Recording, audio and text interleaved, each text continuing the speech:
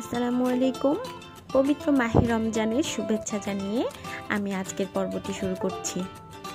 শরীরের ক্লান্তি দূর করার জন্য শরবতের কোনো জুড়ি নেই, তাই আজ আমি আপনাদের সাথে শেয়ার করব তরমুজের শরবত। প্রথমে আমি একটা ব্লেন্ডারে নিয়ে নিচ্ছি টুকরো করে কেটে রাখা তরমুজ।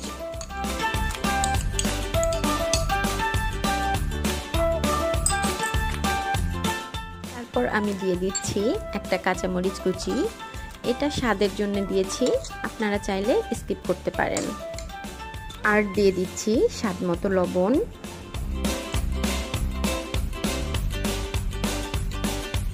এবং স্বাদ মতো চিনি।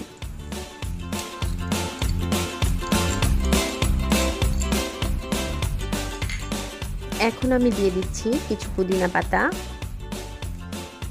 সবশেষে আমি দিয়ে দিচ্ছি 1 কাপ মতো ঠান্ডা পানি।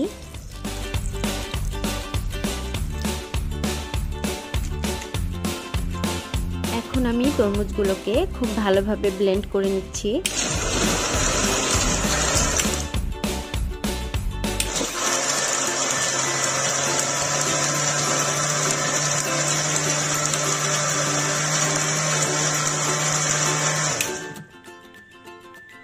তরমুজগুলো পুরোপুরিভাবে ব্লেন্ড হয়ে গেছে।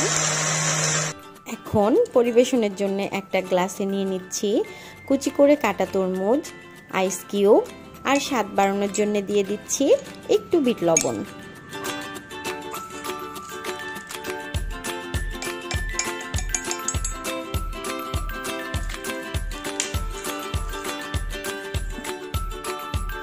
এখন আমি শরবতটা গ্লাসে ঢেলে দিব।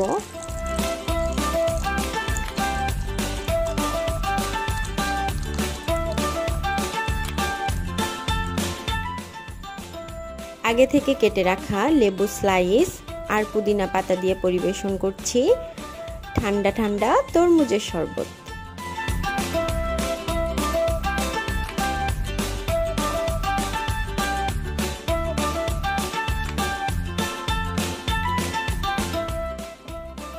তো বন্ধুরা, ভিডিওটা যদি ভালো লাগে তাহলে একটা লাইক দিবেন আর আমার চ্যানেলটি সাবস্ক্রাইব করে পাশেই থাকবেন।